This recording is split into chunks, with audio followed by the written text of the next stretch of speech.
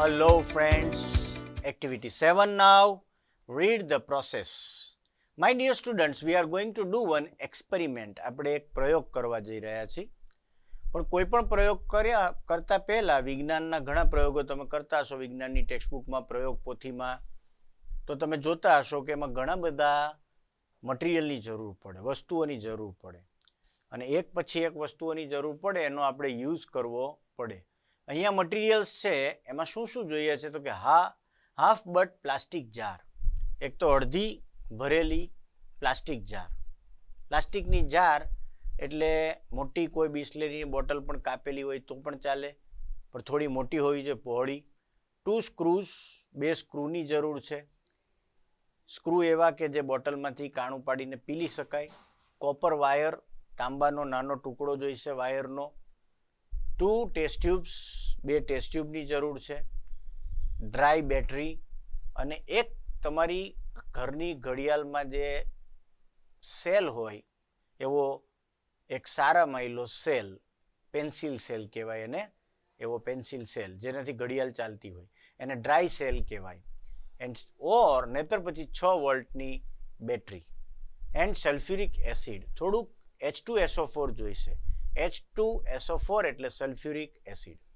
Remember, sulphuric એસિડનો સૂત્ર H થી શરૂ થાય છે. દરેક એસિડનું સૂત્ર H થી શરૂ થાય. HCl, H2SO4. So procedure, take a plastic jar. પહેલાં તો એક પ્લાસ્ટિકની જાર લ્યો. As shown in the figure, ફિગરમાં બતાડ્યા પ્રમાણે. મેક 2 હોલ્સ, 2 એમાં કાણા પાડો. એટ ધ બોટમ, એના તળિયામાં. Fit the holes with the screw, અને એમાં 2 હોલ ફિટ કરો સ્ક્રૂથી પીલો. Remember 3, there should not be any water leakage. યાદ રાખજો, આપણા પ્રયોગમાં પાણી લીક થવું જોઈએ નહીં, કાણું મોટું ન પડવું જોઈએ, સ્ક્રૂ પીલી શકાય એટલું જ હોવું જોઈએ, અથવા વાઇસરનો ઉપયોગ કરી શકો છો તમે, રાઈટ, પણ પેક રહે એ જોવું જરૂરી છે. Join the outer ends of the screw with a battery or dry cell. This is our voltmeter. એના આઉટર એન્ડ જે છે એને તમે સ્ક્રૂથી બીડો, જોડો, અને એ ડ્રાય સેલની સાથે એને તમે જોડો. Join the outer ends of the screw with a battery or dry cell. This is our voltmeter. You can see in the picture.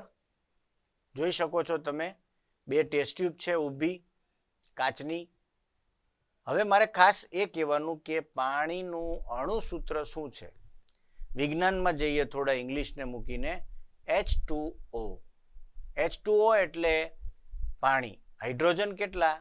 2. Oxygen કેટલા? 1. H2O. તો હાઇડ્રોજન છે એ વધારે માત્રામાં ભેગો થશે, ડબલ થશે, અને ઓક્સિજન ઓછો થશે પણ ભેગો થશે. કોને છૂટું પાડશે? આપણો કરંટ, વિદ્યુતનો પ્રવાહ. તો વિદ્યુતનો પ્રવાહ પાણીમાં હાઇડ્રોજનને છૂટો પાડશે અને ઓક્સિજનને છૂટો પાડશે.